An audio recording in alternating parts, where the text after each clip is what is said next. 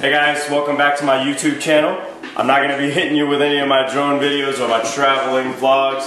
However, I am going to present to you the finest goat dish that you have ever seen made. So, without any further delay, let's get to it.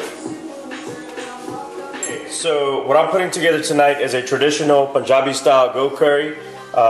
Typically it's made in northern India. The key ingredients you're going to need here are primarily your goat meat. This has been pretty much soaking for about an hour or so. What I like to do is try to get the blood out of there as much as possible. Kind of look for like a pinkish color versus a deeper red. I've got 2 onions here, which I'll be dicing up. Really small onions. This is kind of what's going to give you the savory and the curry in the dish. In addition to the tomato.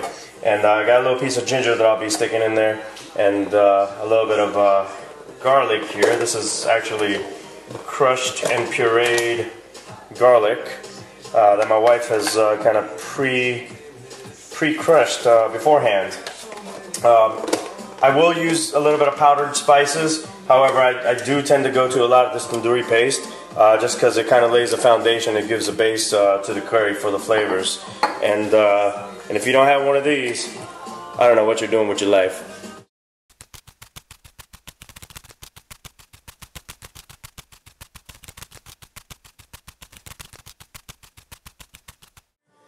Okay, so I've chopped up the onions. You don't really need to do a fine chop on those. It's all going to turn into a curry and mush in addition to the tomatoes, so no need to perfect your skill there. And then same thing with the garlic. Okay, so I've got my cast iron pan up to about a medium heat or so. I'm going to drop the red onions in. And this will approximately take about 15 minutes or so. To get a little translucent. I'm gonna cook these down a little bit and get back to you.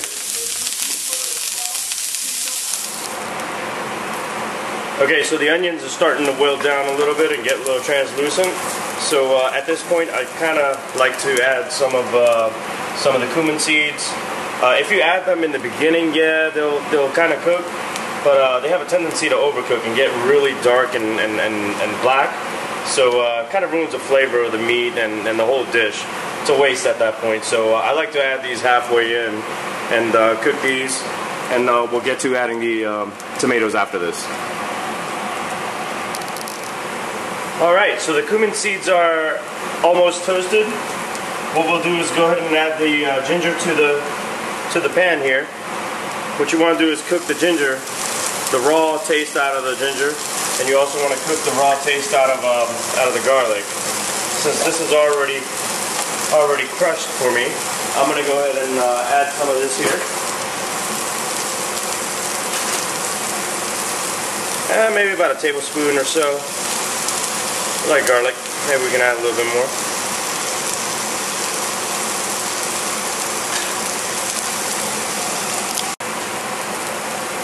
Alright, now that we've got some of the garlic taste, the raw garlic taste, and some of the raw ginger taste out of the tadka, I'm going to go ahead and put in the tomatoes and saute these down as well. And this will be the first layer for the foundational curry. Alright, we've got the Punjabi Trinity getting sauteed here. Now it's kind of time to add the spices. So I'm going to go ahead and start off with the tandoori paste. As that, like I said, that serves as a base for the curry. So maybe about a tablespoon at most, maybe. And then I like to also complement that with a little bit of red pepper. Maybe like a half a teaspoon or so. Half a teaspoon of the paprika. Half a teaspoon of the turmeric. And I also have garam masala. So don't short yourself on this stuff. This is what gives it the majority of the flavor. So I like to usually add 2 of these bad boys.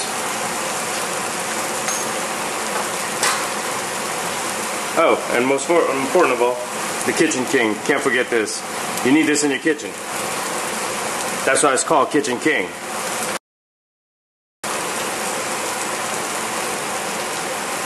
I'm gonna go ahead and add maybe about a half a teaspoon of this here.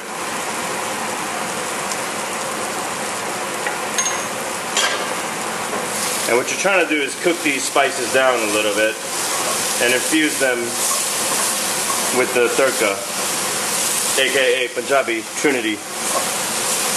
And you'll notice it'll start sticking to the bottom of your pan, whatever kind of pan you have. I just prefer to use a cast iron just because it retains a lot of heat. And if it does start sticking, you can either scrape it off the bottom and kind of keep mixing it, or if it doesn't start coming off the bottom, what you do is add a little bit of water, and that'll kind of deglaze it and pull all the yum-yums off the bottom of the pan. So I'm gonna let this probably cook for about, say, 5 minutes or so. Not even 5, maybe like 2-3 minutes. And I'm gonna go ahead and add the goat in after. Alright, looks like the tadka is done. And you know it's done because you know it's moving around freely and it's not really sticking to the bottom of the pan. And eventually it will start releasing the oil that you put into this previously. So I'm going to go ahead and add the goat in now. And what I'm going to do is go ahead and cook the goat with the tadka and the masalas for at least, I don't know, maybe about 15 minutes or so. What you want to do is cook the goat with the masalas, just wrap it all around, just wrap it all up, and do that for about 10 minutes or so. And you'll notice the masala starts sticking to the goat. Once you see it start sticking, you want to add a little bit of water and possibly a little bit of salt according to your taste. In this case, what I want to do is go ahead and add maybe 2 of these now, and then I'll add another one towards the end when I top it off with the water, because the water will dilute the salt, and you're eventually going to end up adding more anyway. So, all right, looks like the masala is definitely sticking to the goat, which means the goat has been cooking with the masalas wrapped all up around it. Tells me there's flavor that's penetrated into the meat. So I'm gonna go ahead and add 1 glass of water, and this will basically be the curry. And I only like to add 1 glass of water. This will give it a nice thick flavor, thick profile, and a very meatier flavor to the mix. And again, I know the salt's gonna be diluted, so probably going to end up using maybe another 1.5 of these. Alright, so I'm just going to go ahead and mix it up real well and put the cover on and let it sit for maybe about 20 minutes or so. Again, this is a cast iron pot, skillet, so it's going to retain a lot of heat. I couldn't find my pressure cooker, so this is next best thing. So again, I'm going to let it sit for about 20 minutes and come back to it and see how it looks. Alright, looks like the curry's definitely dried up a little bit. It's been about 20-25 minutes.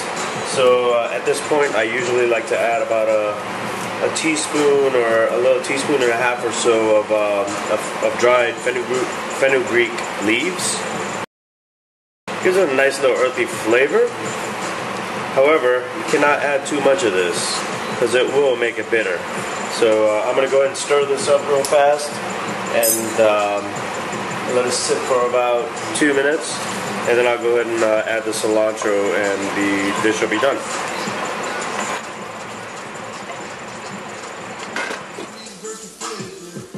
And just to garnish it off, I'd like to add a little bit of this cilantro.